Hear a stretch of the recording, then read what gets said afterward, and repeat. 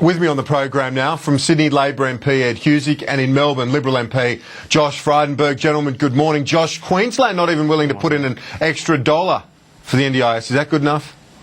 Well, look, Campbell Newman's got a big budget deficit effectively to fund as a result of the legacy of the Labor government there. He's got $100 billion in government debt. So the decision of Campbell Newman is one that he will take as the Premier. But I think this is a really important bipartisan reform. I think we need to explain that first, Kieran, the NDIS. It's just unacceptable that somebody can be funded differently for their disability depending on which state they're in or how they got that disability, whether it was by an accident or whether it was by birth. That's why Tony Abbott had written to the Prime Minister suggesting a bipartisan parliamentary committee to look at ways to roll out the NDIS, because it's not just going to be in the Gillard parliamentary term or just a Tony Abbott parliamentary term as Prime Minister. It's going to be in successive parliamentary terms. And you know what the Prime Minister did? You know what? But you know what the Prime Minister did, The states have got to do Kieran? their bit too, Josh. Absolutely, and they do. But you know what the Prime Minister did? She waited 33 days and then sent a very terse response back to Tony Abbott saying, I don't want your help. And look, this is going to require both sides coming together and working with the states to try to fund fully fund an NDIS going forward. Well, let's go to Ed on that. Why did the Prime Minister not take the opportunity to elevate this above the partisanship and the acrimony of our politics? Well, I think she has. I mean, the fact of the matter is we have been trying to work with the states on this, and in some cases I think we've had productive discussions, and in particular, I mean, I don't, obviously you'd expect me to have a lot of different views to Premier O'Farrell, but at least on this and on Gonski, he's got issues that he needs to deal with from a state perspective. We certainly understand it, and we're prepared to work through those. That's why we've offered an extra $150 million to New South Wales to work through that, and that's cooperative federalism in action. I mean, Campbell Newman, what is he on? He is always looking to pick a fight. He can't on the one hand say he wants to work with the federal government, and then every time he gets a chance to, he puts in a dud proposal for Gympie, where he's not really making any headway there. And he just, on every issue when it comes to a federal-state relations issue, he's picking a fight, and it's not good enough. Be a Premier, for God's sake. OK, well, let's go to Josh. Josh, on that submission, apparently, according to the Minister, it was a 2-page submission, didn't even mention Gympie, that as opposed to more substantial, thorough submissions, I think, from Victoria and others, Liberal governments, who want to be a part of this. Well, I would hope there would be a trial in Queensland, and I think Campbell Newman has suggested that the Commonwealth Government could fund that particular program in Gympie. Look, we believe in the... Why should they, if there's a Mickey Mouse submission from the government up there? Well, look, I think it's in the government's interest to have viable programs in more than just South Australia or New South Wales. It needs to be rolled out across the country, and there are going to be different environments in which it needs to be tested. So, look, I just think we should put partisan politics aside here. The federal government needs to step up. We believe it should have allocated more money in the last budget. $1 billion over 4 years was just less than a quarter of what the Productivity Commission recommended that the federal government allocate. So as a federal coalition, we are firmly committed to the NDIS, and we will work more effectively than this government with the states in order to get them to do their fair share. Yeah, but Josh, I mean, I get that, and I welcome certainly a lot of the words that Josh has just mentioned, but looking at Queensland, very quick facts. $1 billion from the federal government, nearly 80% provided of the funding initially by us. The Gympie proposal, 2 pages, in a state that underspends on support for disability services. I mean, I think those facts are pretty compelling. Campbell Newman has got to be a Premier, not a partisan, when it comes to this issue. A quick break on AM Agenda. We'll be back in a moment.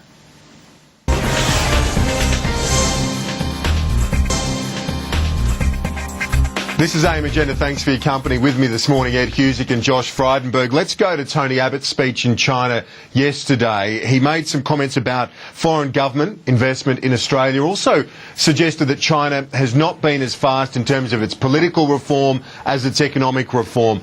fair points and a lot of analysts make similar points, but as John Garno in the Sydney Morning Herald puts it this morning, Josh, few political leaders have said as much so openly in China. Is it really going to be received well by the authorities in Beijing? Look, I absolutely think it will be.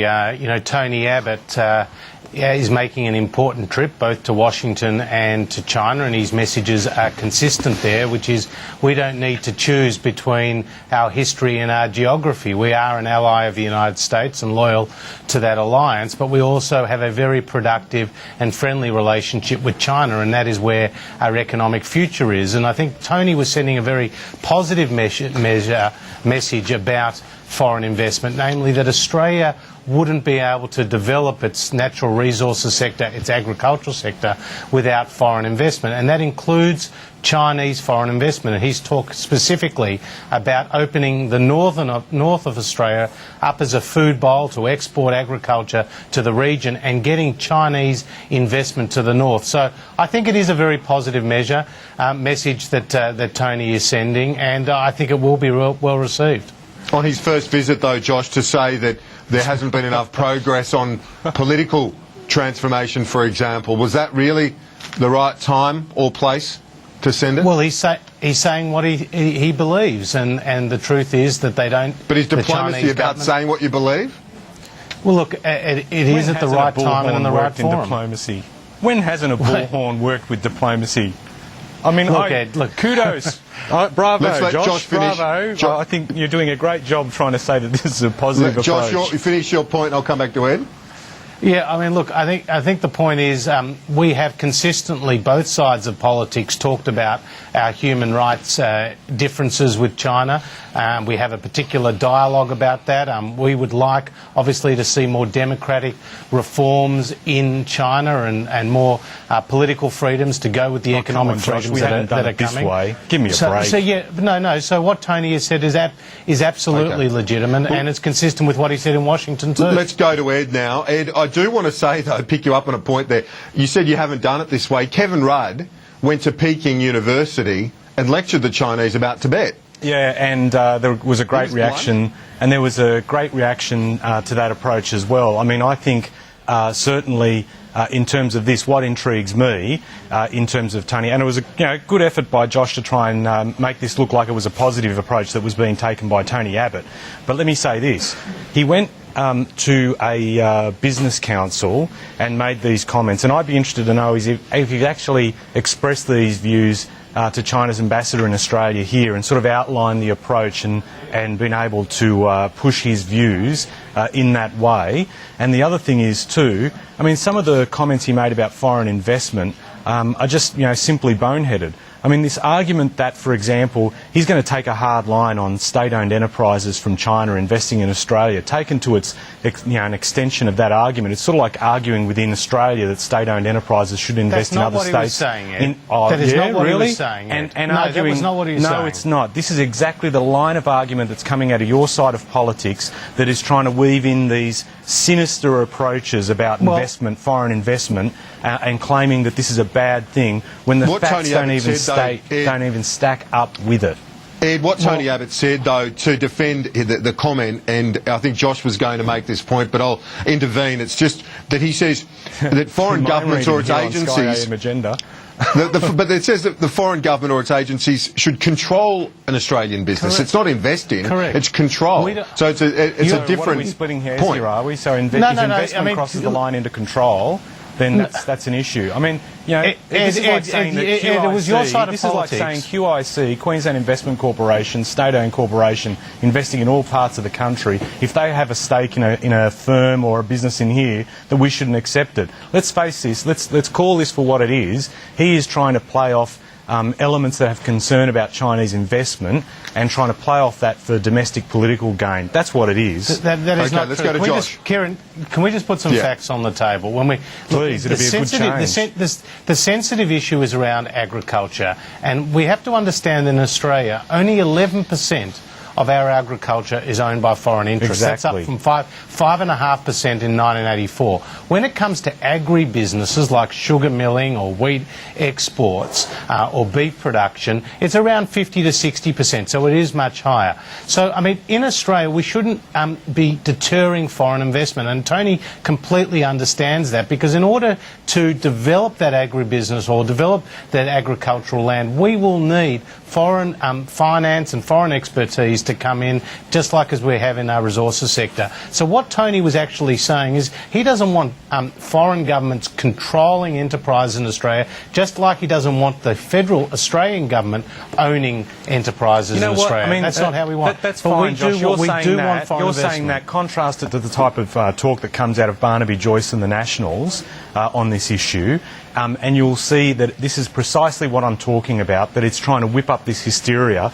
I mean, you rightly pointed to the fact that when you look at the ownership, when you look at how much food is produced, it's produced by Australian interests, owned by Australian interests, water rights overwhelmingly owned by Australian interests. And the fact of the matter is, this is a similar type of debate that we had in the 80s over Japanese investment, and it's now being replicated with Chinese investment. And here we are saying we need to move closer into the region and work closer with the region. And we have these type of debates going on, which I think are immature and do not support our longer-term interests. Josh, there are people in your coalition, as Ed pointed out, who, just quickly, the Nationals aren't too fussed about foreign investment in our farmland, are they? Well, no, I think they do want it. I mean, I think we need to have a bipartisan approach here. I'd like to work with Ed and others on his side to have a bipartisan approach here, because when it comes to agriculture, we export 60% of what we produce. Yeah. It's worth more than $25 billion of export income to Australia every year. Now, we want that to continue, and with Tony Abbott's plan to develop the North as a food bowl, there is a great opportunity. So why don't we work both sides together in a constructive manner on this issue of food security? Okay. So when you say foreign investments worked in the past. So, Josh, when you say both sides working together, do you mean Liberals and Nationals working together? Liberals, Nationals and Labor.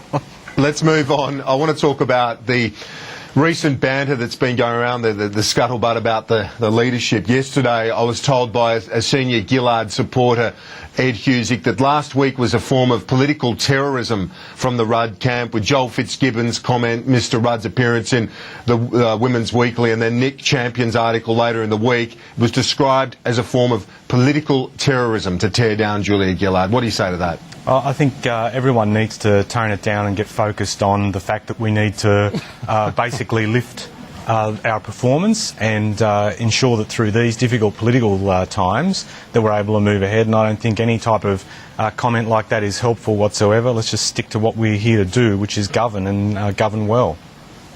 But this was obviously in response to the primary vote being at 28%, trying to, I suppose, deflect some of the negativity around that. Well, they can't deflect it for much longer. I mean, I think Paul Kelly in The Australian got it right today, Kieran, when he said for the Labor Party it was Kevin Rudd or oblivion. When you look at Julia Gillard's prime ministership, it's like a slow-moving train crash. We know they're going to get her in the end. It's just a question of time. And as you say, there's elements of political terrorism. But from our side of the fence, it doesn't matter who's the leader of the Labor Party. They've still got the same destructive policies. So we just want to get on with an election sooner than later. I was told, Ed, that even if Kevin Rudd is returned, that those that are in the Gillard camp know how to do it back, so the undermining won't stop. Look, I'm not going to, in terms of any of those comments that are said behind the scenes, I'm not going to entertain or engage in responses to it. I think the biggest challenge we have is to get on with the job of governing, making sure that we do it in a way that lifts support in what we're doing. And as for policies, Josh, if Tony Abbott can actually think of a policy that John Howard didn't think of first, it'd be great to see. Do you agree with Nick Champion, though, that the caucus is sitting and waiting for the political tsunami?